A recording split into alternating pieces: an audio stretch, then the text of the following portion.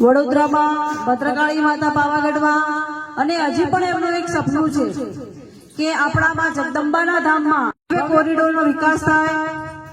એટલે આપના આશીર્વાદ થકી હું પણ જ્યારે સાંસદ સભ્ય બનીશ ત્યારે મારો પણ અંબાજીનો કોરિડોર ભવ્ય બને એ બનાવવામાં હું પણ જરૂરથી સહયોગી બનીશ અને પ્રયત્નશીલ રહીશ। અને આપણા મોદી સાહેબના નેતૃત્વમાં અનેક કલ્યાણકારી યોજનાઓ પ્રજાજનો માટે છે।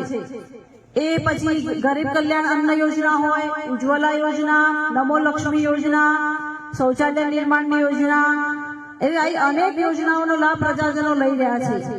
પરંતુ એમાં સૌથી વધુ યોજનાનો કોઈને લાભ મળ્યો હોય, સૌથી મોટી કોઈ યોજના હોય તો છે પ્રધાનમંત્રી આયુષ્યમાન કાર્ડ યોજના।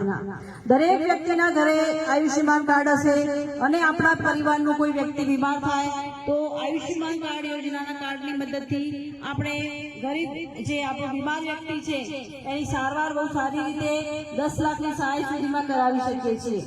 એટલે આ બધી જ યોજનાઓ છે કોઈ એક વ્યક્તિ માટે નથી, દરેકે દરેક સમાજ એનો લાભ લઈ શકે છે। મોદી સાહેબની આગેવાનીમાં તો સમાજને 4 વર્ગમાં વર્ગીકૃત કરવામાં આવી છે। તે ખરી ખેડૂત હોય, મહિલા હોય, યુવાન હોય અને ગરીબ। એટલે આપણે તો 36 કોમના સમાજને સાથે લઈને ચાલવાનું છે। બધાનો વિકાસ થાય એની ચિંતા મારે કરવાની છે। અને મોદી સાહેબનો જે મંત્ર છે સૌનો સાથ, સૌનો વિકાસ, એ પરિતાપ થાય, એ આગળ વધે એવા મારા પ્રયત્નો જરૂરથી રહેશે।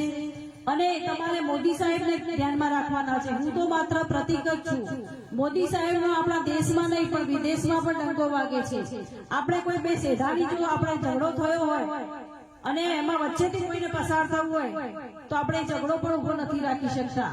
જ્યારે આપણા મોદી સાહેબે રશિયા અને યુક્રેનનું યુદ્ધ ચાલુ યુદ્ધમાં આપણા જે વિદ્યાર્થીઓ ત્યાં ભણતા હતા એમને બહાર કાઢવા માટે 8 કલાક માટે વિદેશમાં રશિયા અને યુક્રેનનું યુદ્ધ ઉભું રાખ્યું અને આપણા વિદ્યાર્થીઓ ભારતનો ઝંડો લઈ અને સુરક્ષિત રીતે ભારતમાં આવ્યા। અને એટલું જ નહીં, પાકિસ્તાનના વિદ્યાર્થીઓ પણ સુરક્ષિત રીતે બહાર નીકળવા માટે ભારતનો ઝંડો લઈને બહાર નીકળ્યા છે। અને આપણા ગુજરાતના પનોતા પુત્ર છે સાહેબ અને આપણા પાડોશી વડનગરના છે। વિદેશના અમેરિકાના સિલિકોન વેલીમાં હમણાં અઠવાડિયા પહેલા જ લોકોએ યજ્ઞ કરાવ્યો કે મોદી સાહેબ વિજેતા બને। એટલે આપણે તો શું ના કરી શકીએ?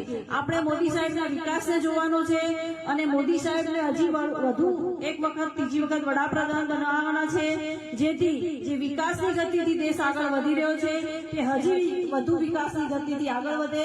માટે મારી આપ સૌને વિનંતી છે કે મોદી સાહેબને ત્રીજી વખત વડાપ્રધાન બનાવવા માટે 7મી મેના રોજ કમળનું બટન દબાવી અને આપણા દિયોદરના મત વિસ્તારમાં કેસાજી ચૌહાણ સાહેબના નેતૃત્વમાં અનેક ઘણી એમને મહેનત કરી છે। ભલે પછી પાણીનો પ્રશ્ન હોય, શિક્ષણનો પ્રશ્ન હોય કે આરોગ્યનો પ્રશ્ન હોય, એટલે એમના નેતૃત્વમાં દિયોદરનો બહુ સારો વિકાસ થઈ રહ્યો છે।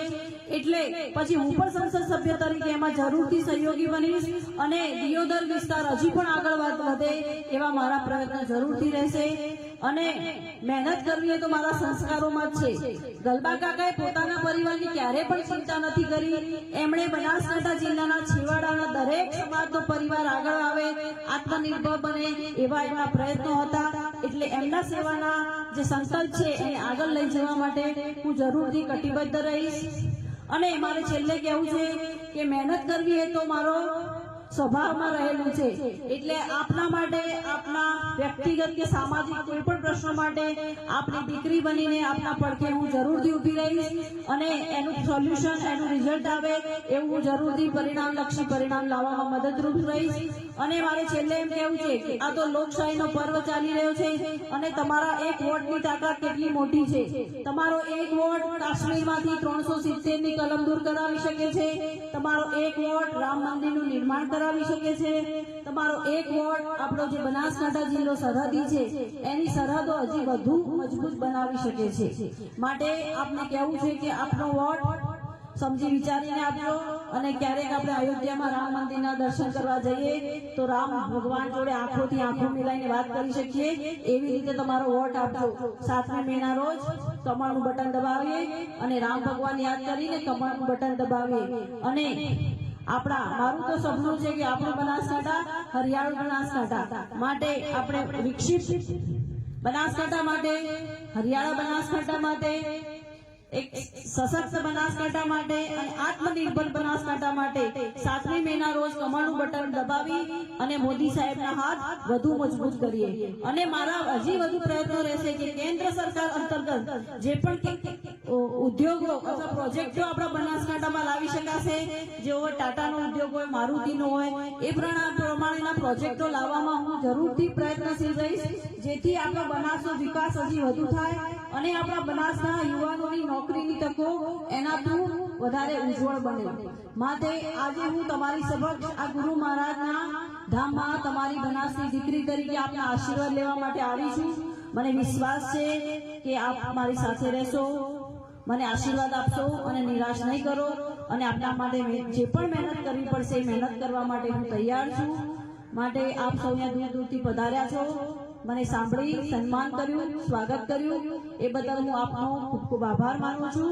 અને છેલ્લે આપણે બોલીશું, અબકી બાર